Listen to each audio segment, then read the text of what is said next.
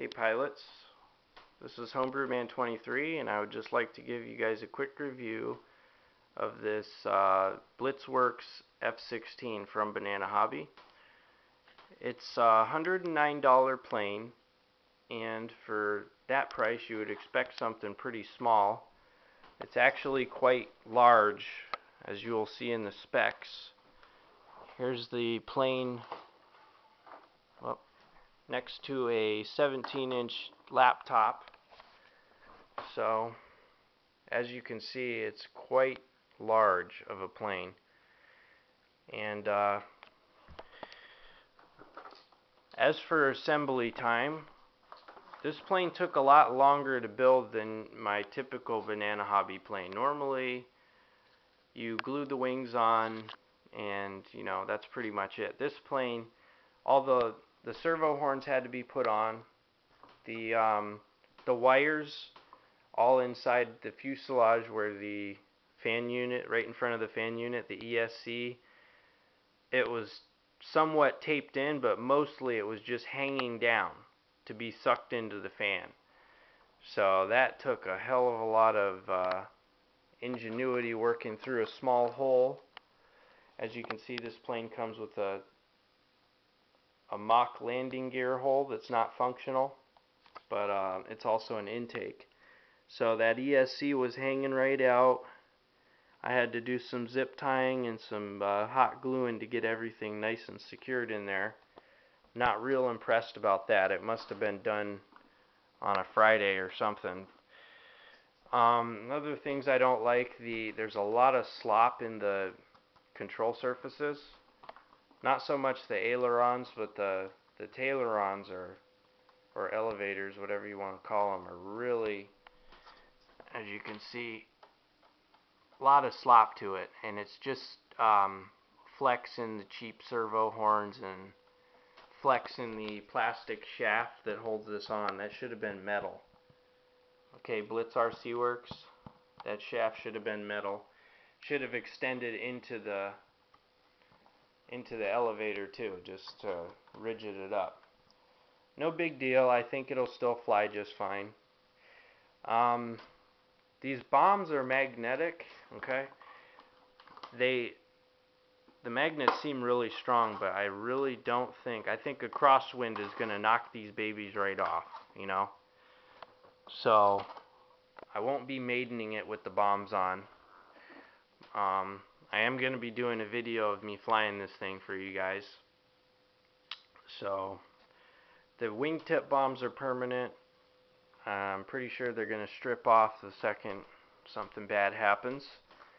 There's a spear coming off the nose tip here. It was longer. It already broke off just in the process of building it, transporting it up and down. And so, okay, Blitzrcworks, not really the best way to do that. I know you're keeping it scale and stuff, but as far as this intake here, pretty thin. Pretty sure the second you try to belly land this thing, that's going to cave right in. So this is a takeoff from one runway plane only. Also, this carrier that comes out the bottom doesn't seem to come off, but the shaft comes out of it.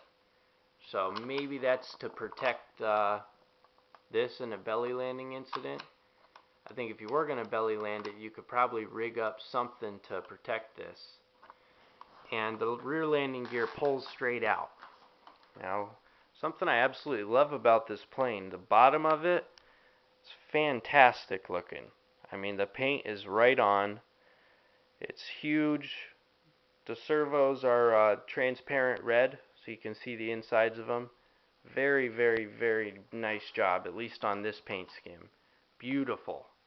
Okay. Now, what else do I want to say here? Comes with a large battery, 2200 milliamp an hour 4-cell. This is a huge battery. It velcros in. The center of gravity was pretty good right there. That's about all the way forward, unless you remove some material here. The servo wires were labeled improperly, a couple of them. really not a big deal because I'm smart enough to figure out that you plug something in, test it, doesn't work, plug it in somewhere else. You know, process of illumination, you'll be able to figure it out. But 1, 2, 3, and 4 were labeled properly. There was 2 6s for some reason, and these were all labeled improperly for the thrust vectoring. Really not a big deal for me. Might be for you. So this is the harder plane I've built from Banana Hobby, but still a very, very good buy at $109. But by the time you add a battery, which is $30, doesn't include on this particular plane, and shipping, you're looking at more like $160, depending on where you live at. Still not terrible, you know. This is a lot cheaper than what you would find something like this at a hobby store. So I do appreciate Banana Hobby making things like this available, because as I'm getting better at flying and more deserving of being a jet pilot, I'm actually not destroying my plane so much anymore. So something like this should give me a lot of enjoyment. So I'm going to go ahead and say this plane is for advanced pilots only, or at least confident pilots. Make sure you have some kind of experience. And I don't know if I mentioned, it has 360-degree thrust vectoring, which the ends had to be tightened in on some of them, loosened out. Wasn't trimmed quite properly. Again, not a big deal, but be absolutely certain to double check every surface and triple check everything before you go out flying this thing. Because if you try to fly with a thrust vector nozzle that's crooked from the get-go, you're going to have some trimming issues, big time.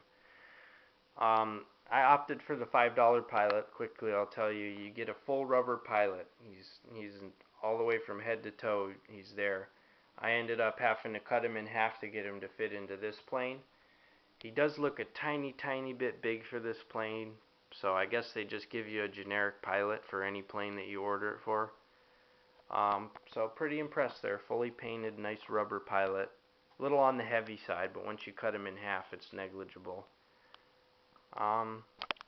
That's really about all I wanted to say about this plane. So stay tuned for flight video. Thank you for watching.